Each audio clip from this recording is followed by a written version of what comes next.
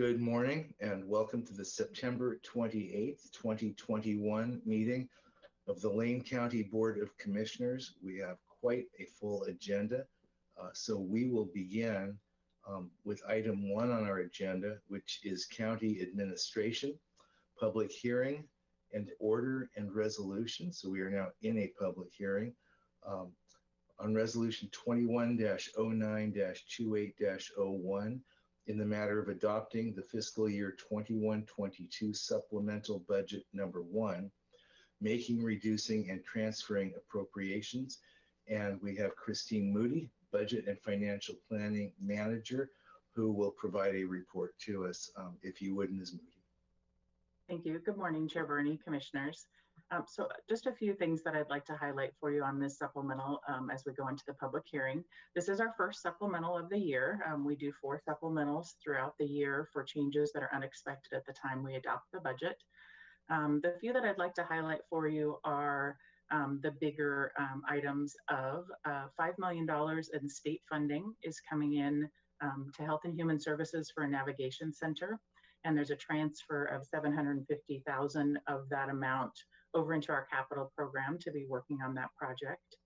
Another piece is $6.3 million for low income energy from the state for a program there, also into Health and Human Services.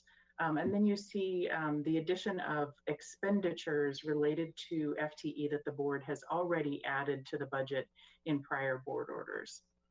I do also have one change to this supplemental that I want to highlight before the public hearing. That is the need to add 1 additional FTE.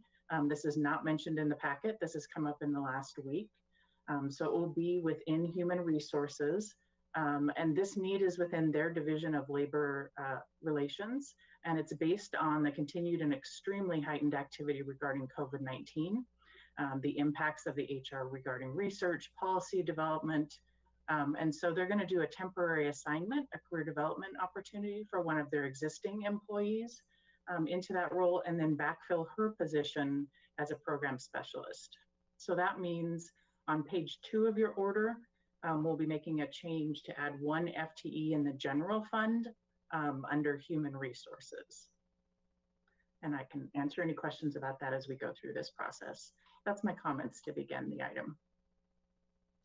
Thank you very much. So it's now time for me to explain that this is a public hearing on a supplemental budget for the current fiscal year budget as allowed under ORS 294.471 and ORS 294.473. That this public hearing is required under ORS 294.473 due to 1 or more funds amending expenditures by more than 10% from current budgeted amounts. A notice of this hearing and summary of the changes was published as detailed in the supplemental budget order and resolution included in this agenda item, and participants may testify for or against any item contained in the supplemental budget. So at this point, I open the public hearing, and Diana, are there any people that would like to provide testimony on this supplemental budget at this time? Thank you, Chair Bernie. At this time, if you have registered for this meeting to give public comment on the supplemental budget only, please raise your virtual hand. This is not general public comment, but testimony for the supplemental budget. Chair Bernie, I do not see any hands raising, so I will return the meeting to you. Thank you very much, Ms. Jones. At this time, if there is no testimony, public testimony, the public hearing is closed. Are there any additional comments from staff? Ms. Moody? Chair Bernie, no additional comments this morning. Okay. Is there any discussion by the board? Yes, Vice Chair Farr. Joe, I have very intermittent audio. I can just barely hear you, other than I can hear Lori Triega's audio through the wall. Is that better? It's not just you, it's all of the audio. I just barely heard what Christine had to say, other than what I could hear through the wall. But I think Mike Finch is on his way up to fix it. Thank you. Thank you, Vice Chair. Are there any other comments that relate? I'm going to try and talk louder for the Vice Chair. Yes, Commissioner Bozievich. A quick question for Christine. So on page 2 of the board order, under human resources, there would be, instead of authorized FTE being 0, it would be 1. Does it change the fund total? Correct. And no, I should have mentioned that. Thank you, Commissioner Bozievich, is that we will come back to you in the next supplemental to add the expenditures. Once we've put the supplementals together, you can imagine it's a big puzzle. So that's quite a bit of workload to just add that one. And so it is usual for the board to add FTE in a board order, and then we come back to you to add the actual expenditures. Human Resources has enough budget right now until that point. With that, then I would move approval of order and resolution 2109-2801 in the matter of adopting the FY 21-22 supplemental budget number 1, making and reducing and transferring appropriations. Thank you, Commissioner Bozievich. Is there a second? I'll second. It has been approval. There are so many ORS numbers here, Commissioner Bozievich, excuse me. Chair Bernie and Yes. Commissioner Bozievich, if I may, I'm sorry to interrupt. If we could have the motion with the amended language in there so that we can actually put it in a new board order, that would be extremely helpful. Yeah, Commissioner Bozievich. So I'll move approval of order and resolution 2109-2801 with the amendment to add 1 FTE in human resources. And thank you, Commissioner. I can see that the second goes with that.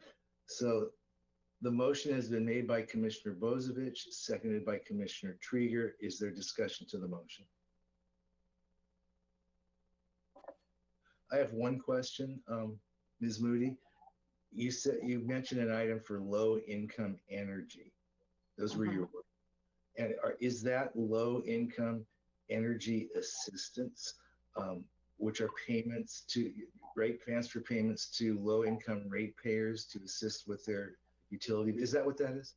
Yes, thank you, Chair Bernie. That is what that is. It's a program. So the funding coming to the county, but it will be passed through. Thank you very much. Are there any other questions? We're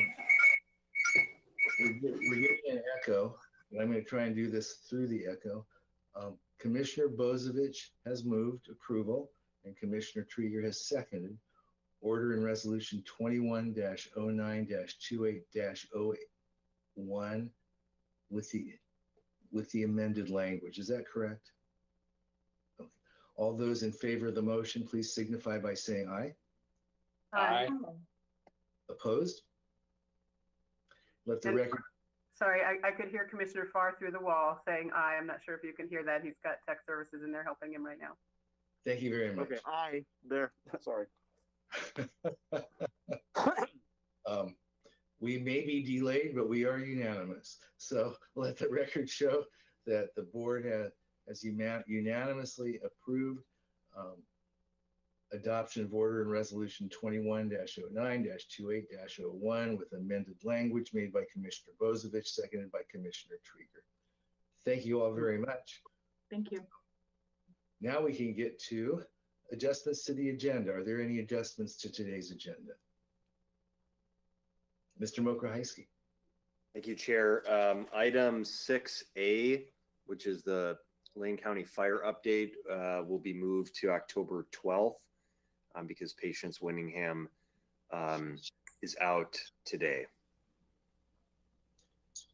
And forgive me, Mr. Mokrahajski, which item is that? Item 6A. Got it. Thank you. Is the Lane County Fire Update by our emergency manager will be moved to October 12th. Thank you very much. We are now on public comment part of the agenda to the public watching this meeting.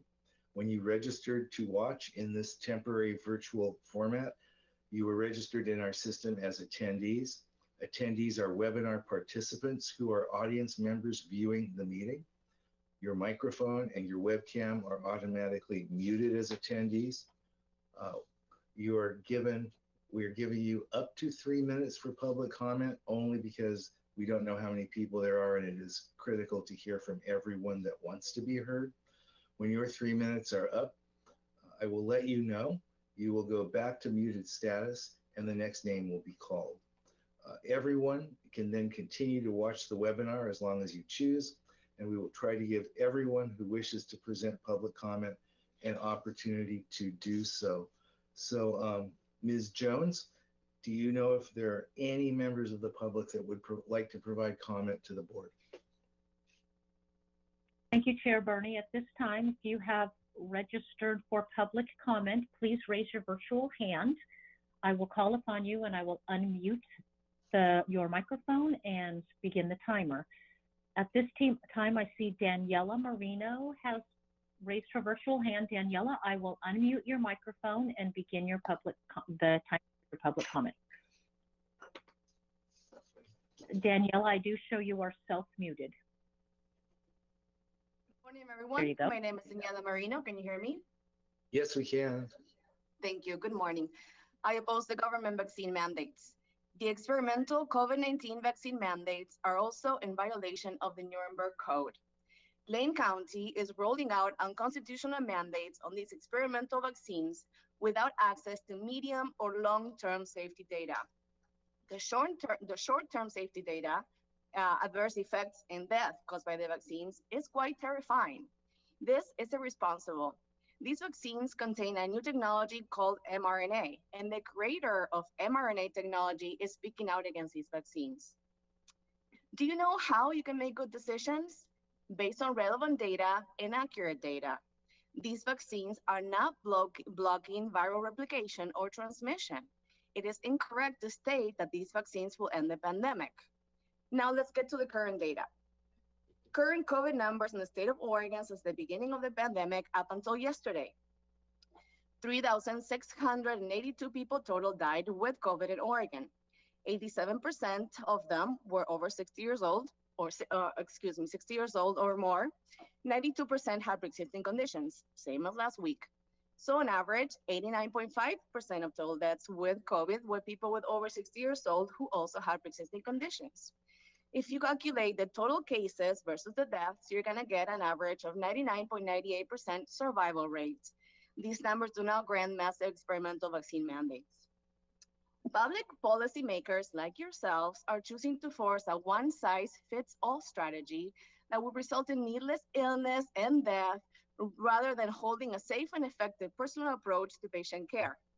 Have you analyzed the documented adverse effects and deaths caused by the COVID vaccine? Let us look at the VAERS report. I pulled data for you all and I'll share it after this public comment. The data is up to September 17th of 2021 for all Oregon residents. And I'm comparing the COVID-19 vaccines with the flu vaccines of all time for your reference.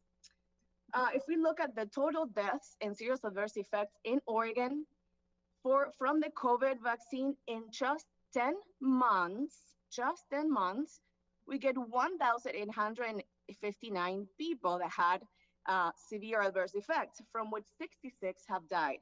If we look at all of the flu vaccines since 31 years ago, you will see that there's 1,174 cases, from which 12 are deaths.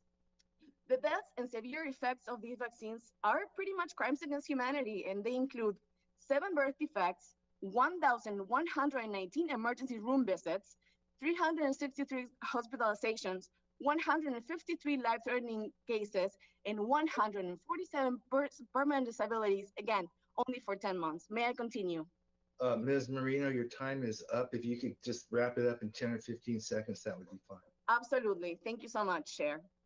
If you keep pushing these mandates, you will create an unhealable rip in society, an unnecessary division between vaccinated and unvaccinated people that could potentially lead us into a civil war. But I know in my heart that truth will prevail and God will win. So to the constitutional government vaccine mandates, I'm gonna say again, we will not comply. And I'm gonna sing one little bit for you. Well, We're not gonna take it. No, we're not gonna take it.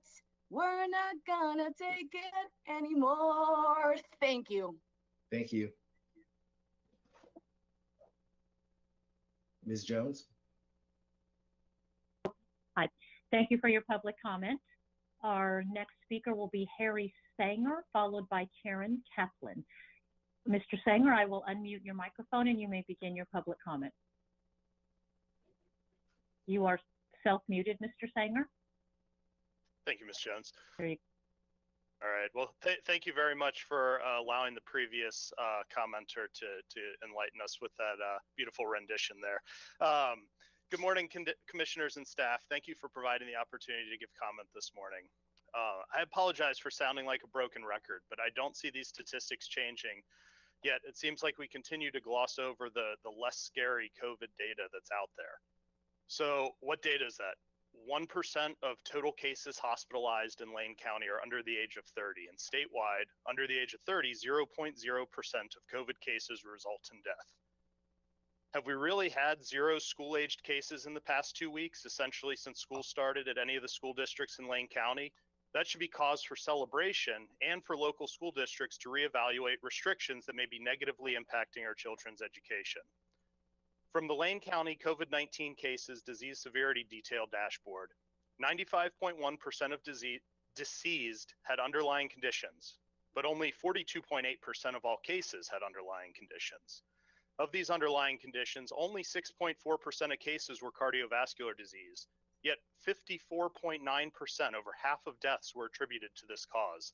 I would ask, prior to the rule change last year in recording cause of death related to COVID-19, would these have been considered a heart failure with COVID-19 as a contributing factor and not the other way around?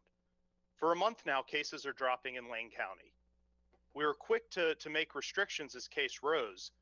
As they drop, what level or continuation of this trend are we allowed to return to normal and ease up on those restrictions? Is there a metric for that?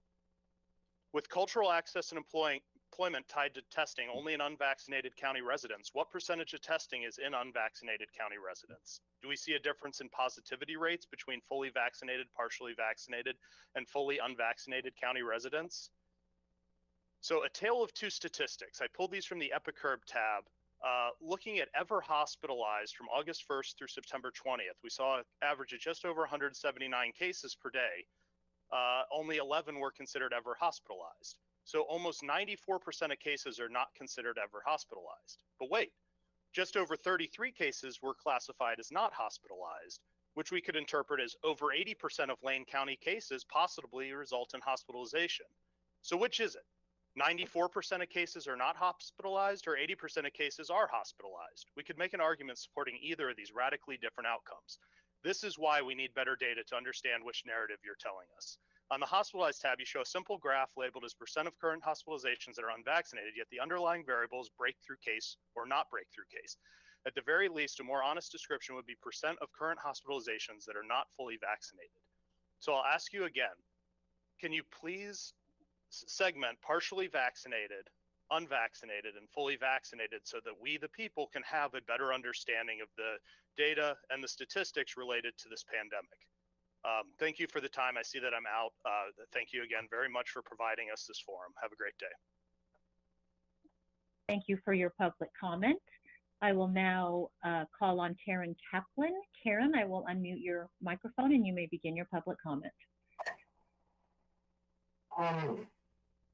Thank you for the opportunity for public comment. My name is Karen Kaplan, and as you know, I'm representing the Citizens Responsible Use of Plastics, and also one of the team members was going to attend and give a statement, Tom Kreider, and he said he sent in his statement. Are you going to be reading that? Ms. Jones, are you going to be reading that?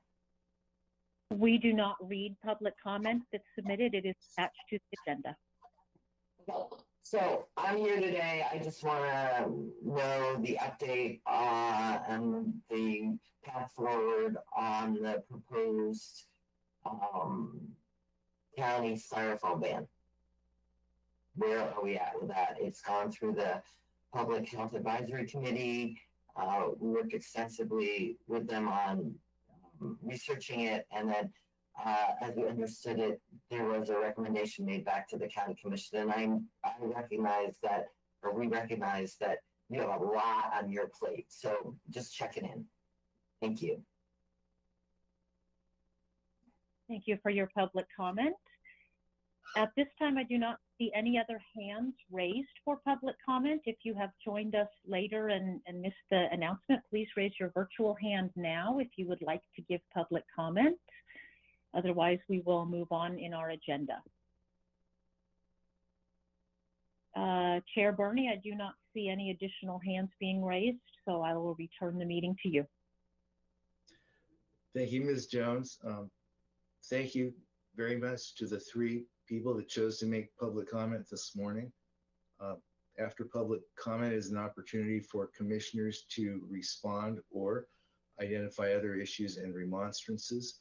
Do any commissioners wish to speak at this time? Yes, Commissioner Trieger. Thank you, Chair. Good morning. I will respond to Ms. Kaplan because we have been in communication. Just to let you know, first I was vigorously nodding when you were asking if Ms. Jones would be reading that testimony, because I thought what I heard you say is, are any of you reading that? So I absolutely do read public comment when it comes through to us. Wanted to assure you of that. Happy to chat with you offline, Ms. Kaplan, but to answer your question briefly, the forward movement continues on our exploration of a ban on polystyrene. But due to the wrapping up of the legislative session and some statewide bills that may impact the need or the scope or the timing of that, we've asked for a work session and presentation that includes a recap of that bill and its potential impacts on any local action we might take. So that's where things stand now. I believe you're on our list to receive agenda notifications, but you're also welcome to message me and I'll let you know when that's on our agenda again. Thank you so much. Thank you very much, Commissioner. Any other commissioners? Vice Chair Farr, you better be careful with those hands. I was about to call on you. No, I was just saying thank you. Thank you very much, Vice Chair. I'm sorry, I didn't. Yes, Commissioner Bozovich. I just want to quickly thank the folks for their public comment. Note to Karen that I did read the written public comment yesterday when it was sent out to all the Board of Commissioners. And just want to thank Daniela for bringing Twisted Sister to a board meeting.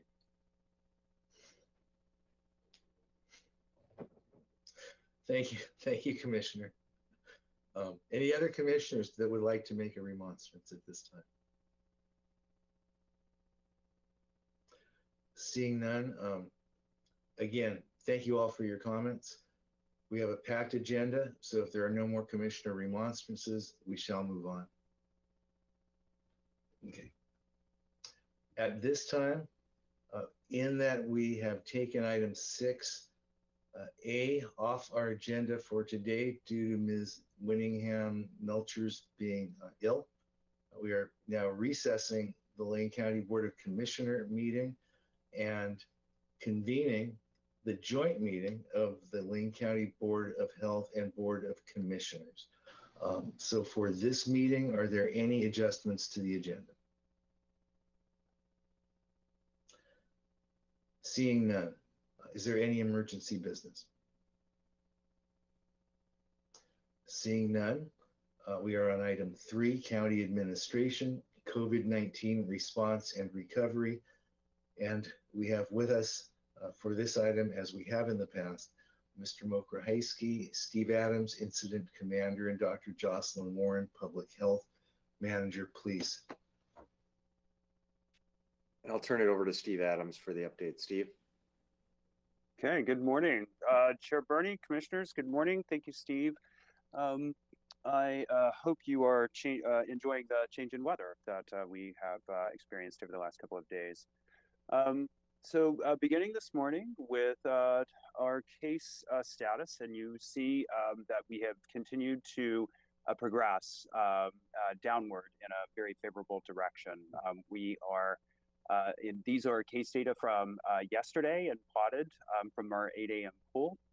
So reporting 225 cases per 100,000 on a rolling 7-day rate. And this is certainly demonstrating that we're nearly halfway down from our highs about a month ago when we were in the 14s per 100,000. So very good news. I think this is evidence specifically of certainly increase in protective measures that individuals out there across Lane County are taking. We are grateful for the efforts of the broader public to help us contain spread of the Delta variant. Putting this then into the plot of our epi curve, you'll see that we continue here on a downward trend, and this view is ever hospitalized. You'll note that the vast majority of our hospitalizations reported here are unknown. And until we can confirm that an individual was specifically hospitalized, meaning a particular person in name and identification to a patient, then we put unknown in our tracking, and that accounts for the vast majority here. So we have made tremendous progress since late August here in terms of the case reports. We have seen lower numbers coming in on a daily basis now in the low 100s per day, low to mid 100s, I should say, over the last week, and that is a very positive trend. However, we remain quite high compared to where we have been historically. Certainly, we continue to be well above where we were during the winter surge in the December-January timeframe, and above, of course, the UK variant, or alpha surge, which you see in the April-May period of time here on this graphic. So we continue to see improvement in these numbers, and we continue to hope that folk will continue to take those protective measures to continue us on our downward trend. This morning, for instance, we are reporting 135 new cases over the last 24 hours. That brings us to 25,138 since inception.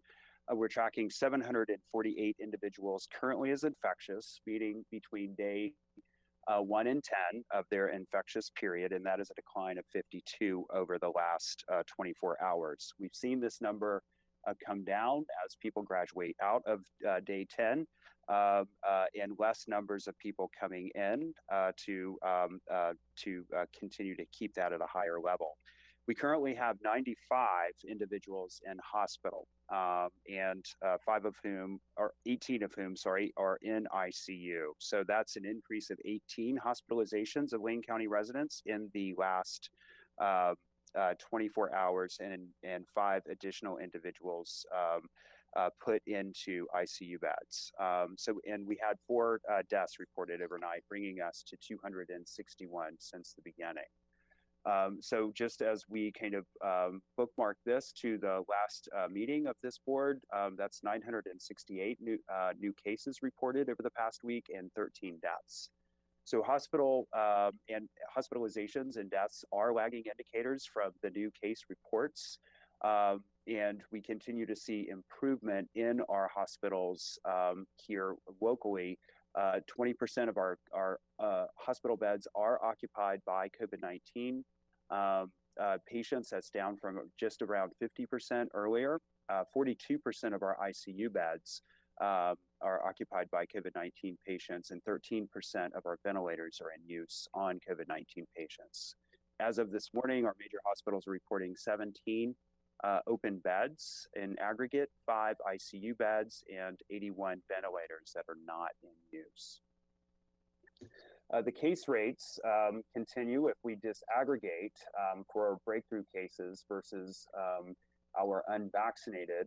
We see improvement in both of these curves. However, as you'll see, these data, and we report this on a weekly basis. This is from our last weekly report from last Wednesday. You'll see that we were reporting a case rate amongst our unvaccinated population of 182 cases per 100,000 versus a breakthrough case rate of 46 cases per 100,000. And you'll recall that the CDC threshold for high community spread is 100 cases per 100,000. So we continue to see improvement in both of these categories. That is a good thing, certainly given the case rate. But our breakthrough case rate remains substantially lower than our unvaccinated case rate. Our local hospital trends are mirrored to some extent statewide. We see a considerable improvement in off of the peak that we experienced just a few weeks ago. Statewide, the curve at the top of this graphic, the dark orange, tracks total COVID patients. The middle curve is ICU patients, and that light orange curve at the bottom are those on ventilators. We continue in all three categories to remain above where we were in the winter surge and in the UK variant surge that we experienced in that May timeframe as well. So cautious optimism, we're moving in the right direction, we hope, but we remain, I think, in a vulnerable place given the onset of fall weather. On to the vaccination front, we saw 1,343 individuals step forward for their first shot over the last week. That means that we only have 90,811 individuals out there who have yet to step forward, who are 12 years of age or older in Wayne County. And that brings us to a 65% vaccination rate for our entire population, with individuals having received at least one dose. And that's 73% of our eligible 12 plus. So as we, this number was from last week, and this is the improvement to this week, 247,871, the difference there being the 1,343. And just a quick update on the zip code improvements we continue to see, obviously, with 1,300 shots spread across our county. We're seeing marginal improvements in each of the targeted zip codes in which we continue to focus some of our distributed effort.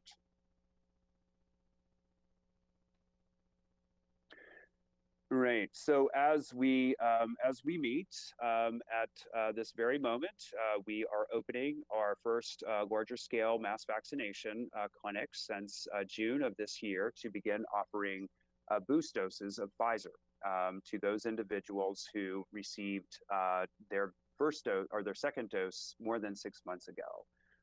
So on Friday of this past week, we got final CDC sign off, which has made it through the state process, which the CDC guidance indicates that individuals 65 years and older, as well as individuals who are residents of long-term care facilities, should receive a third dose, a boost dose of Pfizer.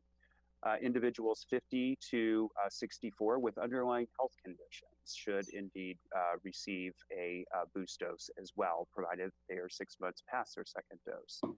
Individuals who are 18 to 64 may receive a boost at this point, 6 months past, based on their own individual benefit and risk, if they have underlying health conditions or if they work in a high-risk occupational setting. So that was the final guidance that came out of CDC after weeks of review by the FDA and the CDC and their respective advisory committees. It was quite a high-profile regulatory proceeding, as you probably all are aware from the fair amount of news coverage, particularly focusing on most often rather sleepy advisory committees as part of the federal regulatory process. So we are now up and running. I'm told that the doors opened just 35 minutes ago, and that we had about 60 people in line at the bell there to get their third shot.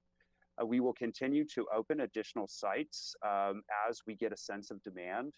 As of Friday, which is the 1st of October, just as we look at our alert data, we know that we're going to have at least 25,000 individuals who are 65 years of age and older who received Pfizer and who will, in fact, be eligible. So we anticipate a fair amount of demand out there. We don't think that it's going to look necessarily like the spring, in which folk were rushing to get vaccine just as soon as they possibly could. We are certainly reminding individuals who were fully vaccinated at this point that they still have protective immunizing capabilities based on their previous vaccinations. For those of us who received the Moderna vaccine or others who received the Johnson & Johnson vaccine, we are awaiting the regulatory process at the federal level. Those filings are in the process of moving forward, and we anticipate offering boost doses for those individuals at a later date, but relatively near future, it does look like. And then, of course, on the kid front, for our 5 to 11-year-olds, we have news yesterday that Pfizer did indeed submit their package to the Food and Drug Administration. That review process will begin. It is uncertain as to how quickly that will move through the process. There will be very careful review, obviously, of the safety and efficacy for this younger population. It's not likely to move as quickly as some of the adult proceedings have in the past. Best estimates are somewhere towards late October, mid to late October into early November in terms of when we will be providing, have the authorization at the federal and state levels to begin to offer vaccine. Those are all the parameters that we are trying to fit into our vaccination efforts throughout the county. Many unknowns. Some of those unknowns have become clearer to us in the last few weeks. We're grateful to have that clarity. It makes the execution much easier to manage. In that, Chair Bernie, is my update for this morning. Thank you very much, Mr. Adams. Rather than putting you on the spot, Dr. Warren, I will presume, unless you tell me otherwise, that you are here as a resource for questions. Okay. Do commissioners have any questions or comments based on Mr. Adams' report?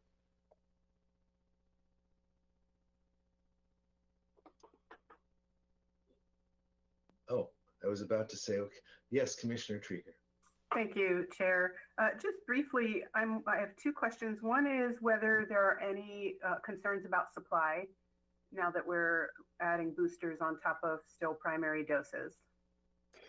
So Chair Bernie, thank you, Commissioner Trieger. At this time, we have no concern about supply of Pfizer. We have ample supply in our possession here at Lane County. We have Peace Health. Riverbend is the regional hub for Pfizer. They have a very ample store, and our state partners continue to report ample supply at the state and federal level as well. Excellent, thank you. And then my other question, I've been hearing bits and pieces now that I understand if you've had Pfizer, you need to use Pfizer for your boost. But I'm hearing some reports that they're studying the possibility of extra protective of layering different, increasing protective factor by actually using multiples. And I'm assuming that that can't happen until the emergency use authorization is lifted for Moderna and J&J. But can you say anything about what you understand about that? Thank you. Chair Bernie, Commissioner Trieger, that is correct. That is being discussed. It was a topic of conversation in both the FDA Advisory Committee as well as the CDC Advisory Committee. There needs to be some additional science to really support that before it can be authorized for use more broadly in the population. We anticipate that will perhaps emerge at a later date, but we are currently not authorized to do that. Thank you, Commissioner. Are there any other commissioners? No? Okay. I guess my question, first I'd like to make a comment in that yesterday afternoon, there are periodic meetings with chairs of county commissions and the governor and her staff related to COVID. I found it fascinating to hear that I think Washington County has something like an 82% vaccination rate. And Multnomah County, and please, Mr. Adams and Dr. Warren, correct me if I'm wrong, but there are counties that have really high rate, positive vaccination rates, and there are obviously counties that don't. those meetings have been really fascinating over the last year and a half. And what I noted, and this may be incorrect, but my observation was that even those county chairs that have been exceedingly reluctant, in fact, one would even say, non-compliant, are starting to move a little. And it's sort of eroding sort of that the partisan sort of, political thing, and more people are looking at the data, and the governor's pretty firm in her position. So I just wanted to share with you that those discussions are taking sort of a different turn, for what it's worth. Are hospitals turning away patients anymore due to the COVID impact on capacity? Local hospitals?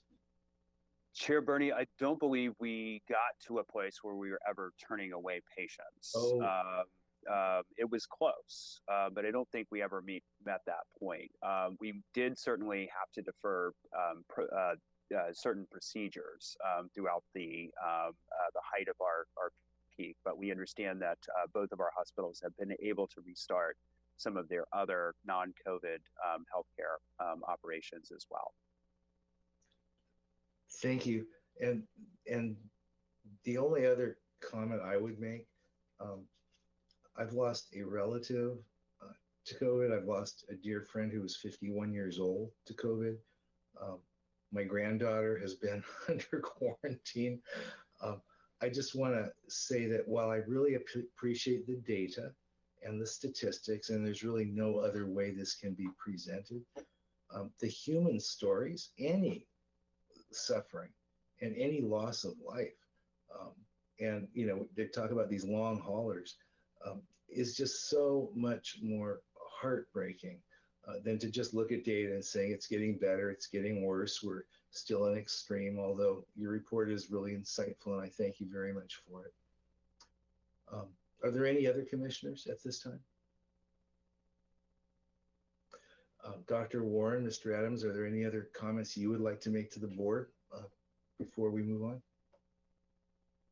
Thank you, Chair Bernie. I would like to acknowledge that that's very heartening to hear. I appreciate your sharing that thought that things may be changing with the commissioners and in the governor's meetings. That gives me hope as well. I appreciate that. One thing we're seeing here locally too that perhaps the commissioners should be aware of is, and this is something that's happening across the state, but this real staff shortage at these congregate living facilities. So we are working closely with the Oregon Health Authority to in emergency staffing for these organizations that are unable to comply with safety measures and kind of standard of care, given the staff shortages that they have with people who are either out or who have resigned from their positions. So that continues to be something that we are working on with the Oregon Health Authority and particular facilities, so we can continue to report on that as well.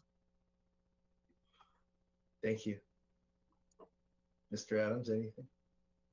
No, just ongoing gratitude to this board for your support of the work that the staff is doing out in the field.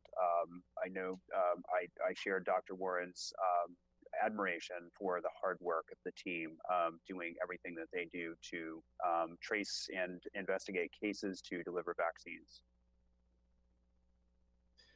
Well, I also know this board is acutely aware of the morale and the exhaustion amongst the healthcare community, and all we can do is say thank you. Thank you, Chair. Thank you. Thank you. We are now going to adjourn the joint meeting of the Lane County Board of Commissioners and the Board of Public Health. Reconvene the Lane County Board of Commissioners meeting for September 28th, 2021. We are now on item 7, consent calendar. Is there a motion? Yes, Vice Chair Farr. Chair Bernie, I move the consent calendar of September 28th, 2021. Thank you, Vice Chair. Is there a second? I'll second. Approval of the September 28th, 2021 consent calendar has been moved by Vice Chair Farr, seconded by Commissioner Buck. Is there discussion? Seeing none, all those in favor, please signify by saying aye. Aye. Aye. Opposed? Let the record show that the consent calendar has been moved for approval by Vice Chair Farr, seconded by Commissioner Buck, and unanimously approved 5 votes to 0. We are now on item, forgive me.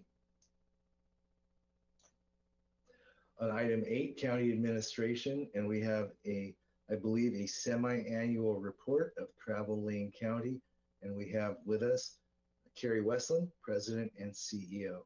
Ms. Westland? And that's a lovely picture we have on our screen.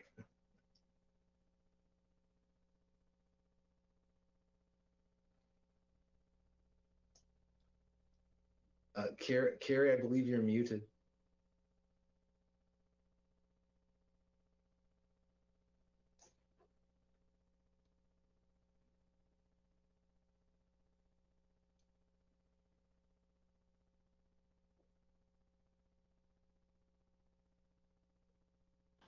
Commissioners, I don't hear Ms. Westland. Do you?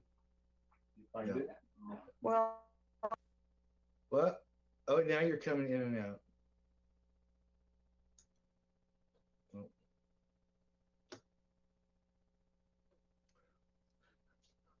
We don't hear you.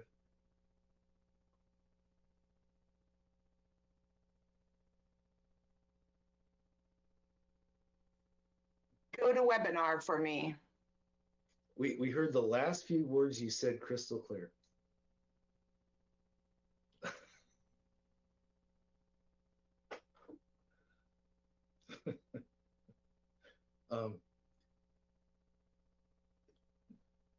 Commissioners, obviously, Ms. Westland is having, well, we really can't juggle this for you, Carrie, because we go into executive session after this.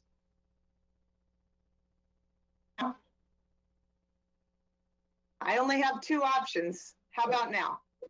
Now? Now, That is so odd. It goes in and out. So, okay, now I'm trying to share my screen. Can you see the cover of my report? yes, we can. Okay, now the trick will be me being able to make sure it moves for you. So thank you, commissioners, and I apologize. Thank you for the opportunity to provide Travel Lane County's annual report on outcomes associated with our destination marketing grant agreement. As a reminder for anyone viewing today, we are funded by 2.1 points of countywide transient room tax as part of a voluntary requested tax increase from the hotel industry back in the early 1990s that resulted in the Eugene Springfield Convention and Visitors Bureau becoming what we now know as Travel Lane County. A visitor pays a local room tax of 8, 9, or 9.5%, depending on where they are in the county. And Travel Lane County has a board of 30 voting industry and government representatives and 9 additional advisors from both public and private organizations. Commissioner Farr is your official voting representative from the Board of County Commissioners, and both Administrator Steve Mokrahysky and Austin Ramirez attend our meetings regularly as their schedules allow. We also operate as the local sports commission and have an advisory board of 24 mentoring that effort. We generate private funds from more than 600 partners who pay annual dues, sponsor programs, and purchase advertising in our print and digital communications. Has the screen changed? No. Okay, I am going to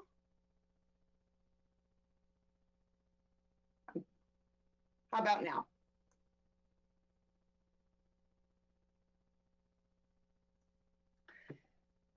Yep. Our mission is to grow overnight visitors who patronize hotels, vacation rentals, and campgrounds, along with restaurants, retail, attractions, and activities. Our work creates a sense of place and stronger communities. We strive to achieve year-round economic growth through innovative destination marketing, product development, and exceptional visitor experiences. I know you can relate when I say that sometimes our most challenging years frame up what's most important and provide clarity of purpose and strengthened commitment to serving our stakeholders.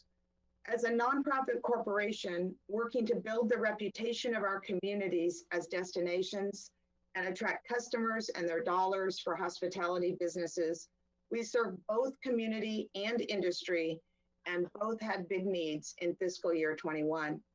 We are very proud of the work we all accomplished under trying circumstances, including your team at Lane County and the hospitality industry overall.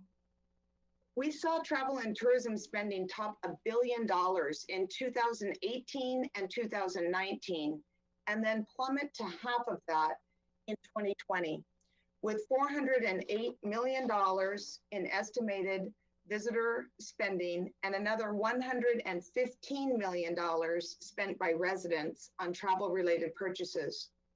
Direct employment fell 23% to 8,610, with earnings down $50 million and state and local taxes down $10 million for calendar year 2020. For the fiscal year, we rode the many public health waves with great care and maximized what we could when we could, pulling back during surges and wildfire emergencies to focus on community needs. In fiscal year 21, accommodations revenue regained half the losses of fiscal year 20, with transient room tax up $1 million. June was an all-time record month when Hayward Field hosted 3 national events. Even with a partially filled stadium, important revenue was realized by hotels, restaurants, and retail. Much of the program year was spent in careful coordination with Lane County Public Health, Chambers of Commerce, and other community, regional, and state partners. When we pulled back on marketing to people from other places, we connected residents with staycations, activities, a sense of respite and community connection, along with reminders to leverage takeout options and keep dollars flowing. Many residents learned about us and the great resources we provide for the first time, and visits to our website by locals soared. We delivered motivating content that resonated with close to home audiences and saw our key performance indicators stay strong. We kept our entire professional team employed at least part-time throughout the year. We enhanced our photo and video assets, created or updated blog stories and content, and served 760 new media and partner requests. We also had the opportunity to broadcast a national television spot during the indoor track season as part of ESPN coverage of professional indoor track meets, thanks to the generosity of Tracktown USA Incorporated, who donated 30-second broadcast spots to us. It was a great chance to talk about what an extraordinary place this is.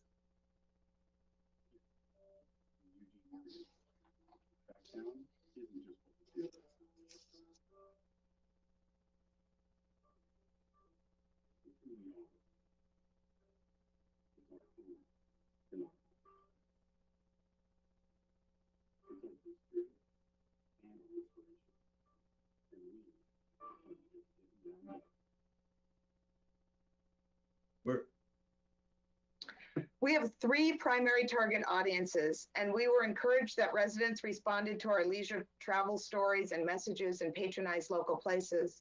Our staycation and holiday promotions resulted in bookings, allowing us to effectively support industry stakeholders while producing marketing assets we can promote to expanded audiences as health conditions allow. While we weren't booking many conventions, we were working to rebook cancellations into future dates, creating virtual venue tours that planners could use to peruse for future consideration and preparing campaign assets for future deployment. We also brought our largest venues, including the Lane Event Center, together around one virtual table to align promotions and cancellation clauses to reduce confusion and position the destination strongly with meeting planners. We are very much looking forward to the master plan process and what the future of your valuable Lane Event Center and Fairgrounds campus might be. Sports was not completely pandemic proof, but overall the sports event segment was resilient and sports event producers worked very hard to meet guidelines and recreate their events.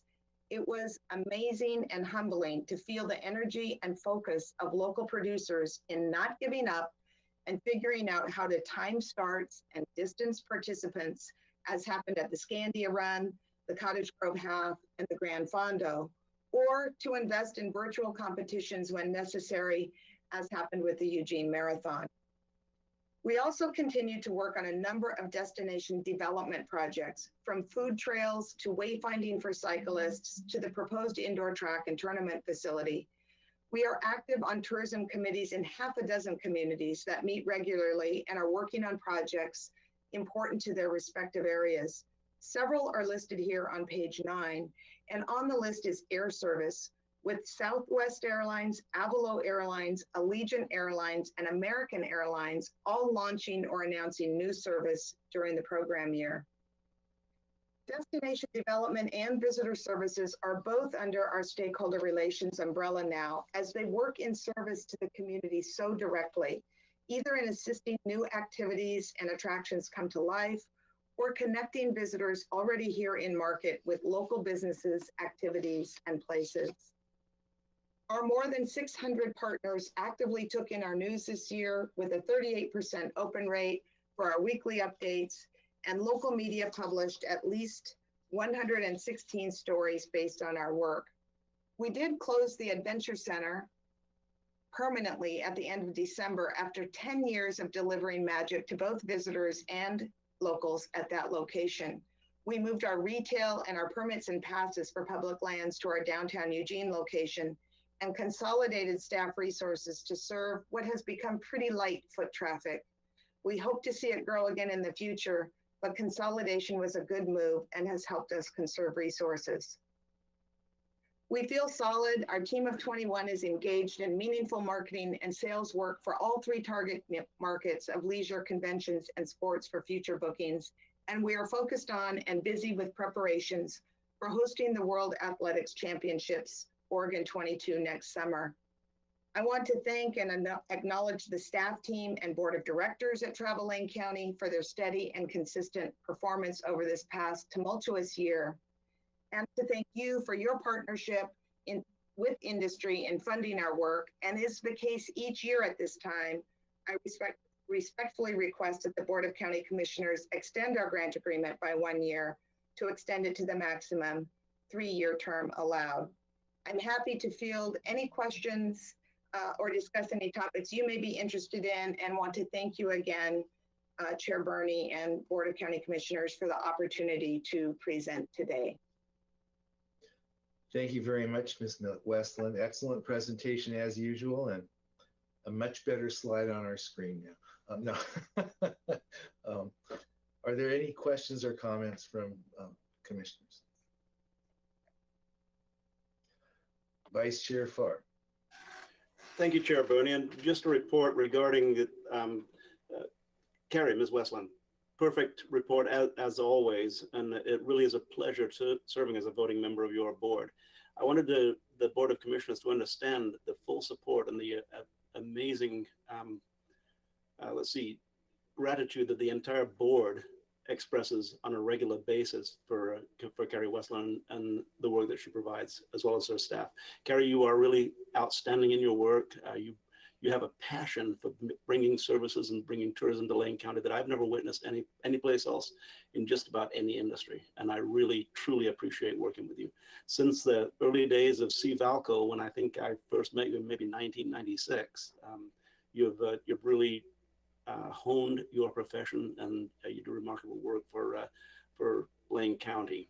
I'd like to add just 2 things very quickly, Chair Burney. I did my share. I attended the Olympic trials and paid $210 for tickets. I think that went into our grand total of tourism in Lane County. That the events that the Travel Lane County supports and actually helps bring to the community are just amazing, world renowned.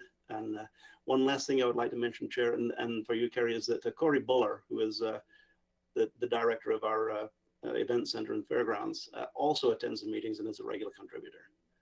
Thanks very much, Carrie, for all of your outstanding work. Thank you, Commissioner. Other commissioners? Commissioner Trieger.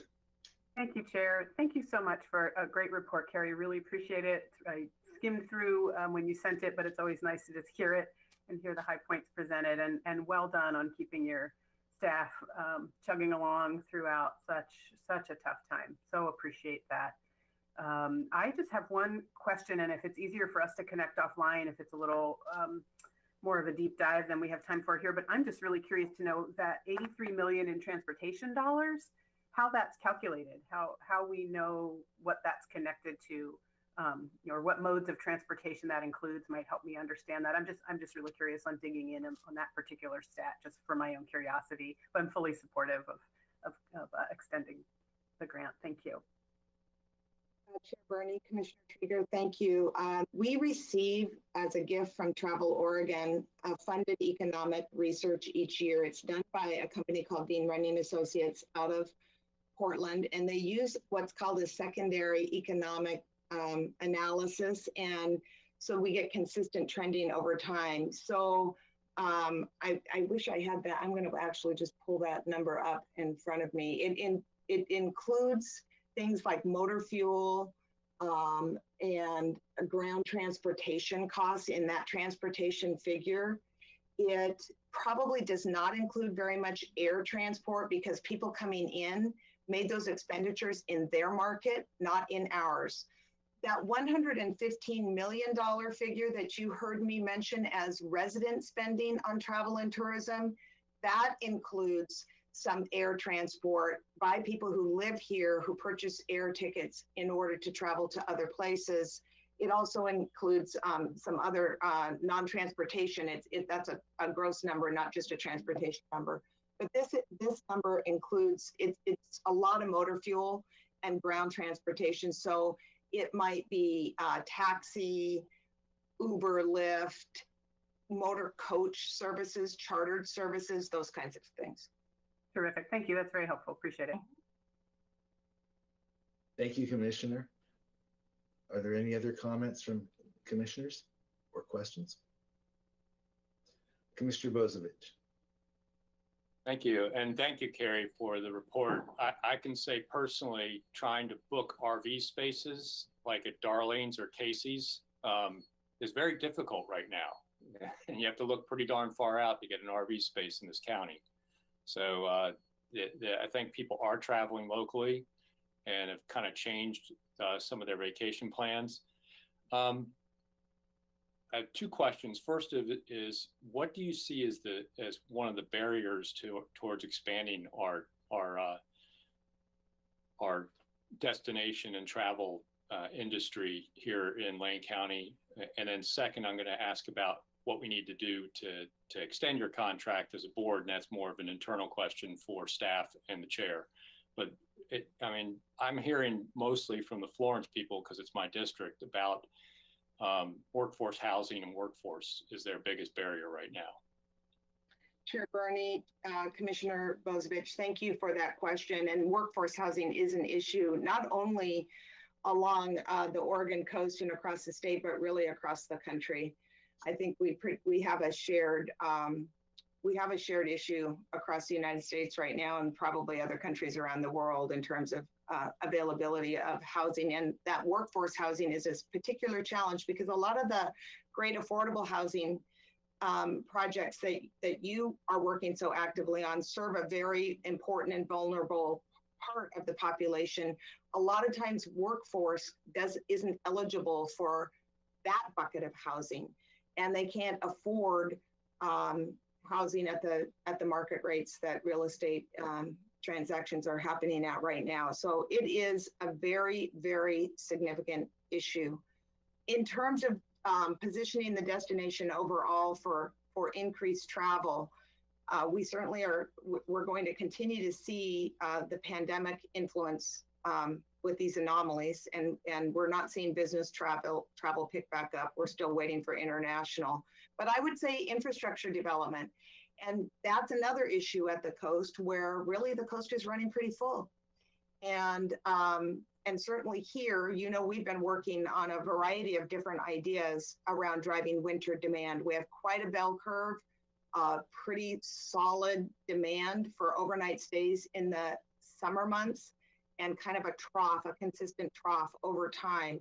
That's one of the reasons we're really interested in the master planning process at the Fairgrounds campus, to see what additional infrastructure might come to life there that might help us fill that wintertime trough. And that's one of the reasons we've been advocating around that indoor track. So I hope that I've been able to answer your questions. Thank you. Thank you for the question. And I think the process question is probably best not answered by me, but by an expert like Administrator Moker-Heisky. Thank you.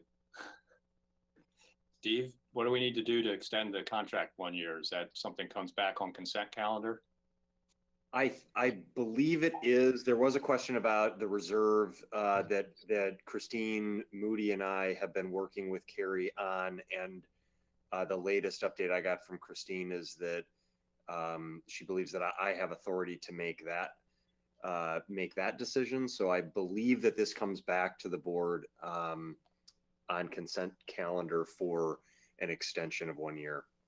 If you you know, would like us to bring that back, I assume you do. But is that just a head nod sort of question that just bring it, because I'm a head nod for an extension? Well, the question has not been asked. Commissioner Bozic is a head nodder nonetheless. I am presuming that this will simply come back as consent. And when is that scheduled, Mr. Moker-Heisky? I'm not, let me check on that. I'm not sure if it is scheduled or when it would.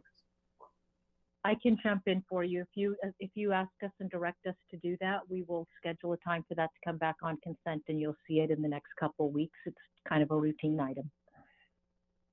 Well, it sounds to me like Commissioner Bozic was correct and I was not, and we need head nods at this point. I'm thinking about it.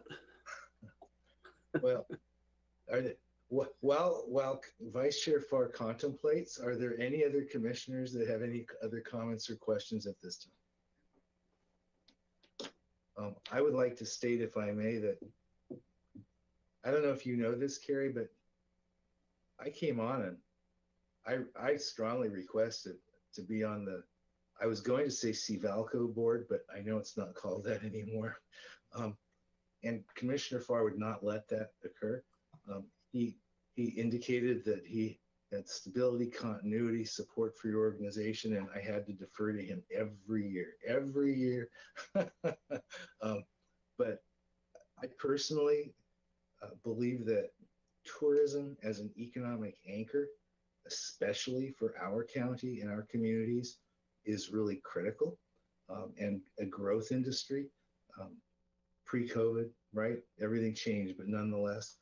And that industry, actually, there are implications for that from not just the cost of housing, but the beauty and the legacy of our natural environment, from salmon runs to river health to forests and streams and oceans. So for me, there's actually a connection between what you're doing, electrification of transportation, right? All of those things are intertwined, because I really think once we get back on track, and I know all commissioners and you agree, we're all chomping at the bit here, that we can rethink the explosive growth of this industry in a way that meets so many social needs. So thank you very much. And I have to say this again, directed at our vice chair.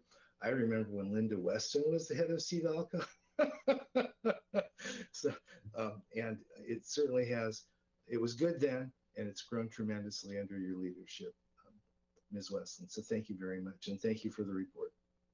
Thank you. If there are no further comments or questions, thank you. I was looking at you, Vice Chair. Then we will move on. Thank you very much, Ms. Weston. Thank you. This body is now scheduled for an executive committee meeting. It is, before Ms. Jones reads us in, it's 10 minutes after 10. I see no reason why we can't reconvene in 5 minutes after we are read in. Commissioner Trieger? Thank you, Chair. I just noticed that we've received some documentation to help us prepare for executive session. So I'm wondering if it might be possible to take a little more than 5 minutes so we all have time to review that and consider it before we head in. That's a request I would make. Oh, I didn't even know. Yeah, I just saw it come in my inbox. Thank you. Well, not having seen that, Commissioner, what amount of time would you recommend so that we can all look at it and prepare before executive session? I haven't looked at it. I just see that there's something here for us. So I could use a little guidance on how much time, but I see we're doing pretty well for time management so far this morning. So I don't know if we maybe, yeah, thank you. Yeah, I'm sorry, Commissioner Trieger. Mr. Mokraheis, do you want help with that? Yes, you received a memo a few minutes ago. All 5 commissioners did, and I would say 10 or 15 minutes is probably adequate to review that. It's not very extensive. Commissioner Farr, did you want to add to that? Just to say, I've read through it already. It's a pretty quick read. Well, then let's just, understanding that your chair is really slow and he says each word. Let's reconvene at 10:25 after Ms. Jones reads us into executive committee. Is that all right with everyone? Okay. Ms. Jones, if you'd be so kind. Thank you, Chair Bernie. Let me bring this in. At this time, I am reading us in for executive session for Tuesday, September 28th. The Board of County Commissioners will meet in executive session to consider the employment of a public officer, employee, staff member, or individual agent. This executive session is held pursuant to ORS 192.6602A, which allows the Board of Commissioners to meet in executive session for the purposes listed. Representatives of the news media and designated staff shall be allowed to attend executive session. All other members of the audience are asked to leave the room. Representatives of the news media are specifically directed not to report on any of the deliberations during the executive session, except to state the general subject of the session as previously announced. No decision may be made in executive session. The Board of Commissioners reserves the right to come back out into public session should the need arise. Thank you very much, Ms. Jones, and we shall convene in executive session at 10:25.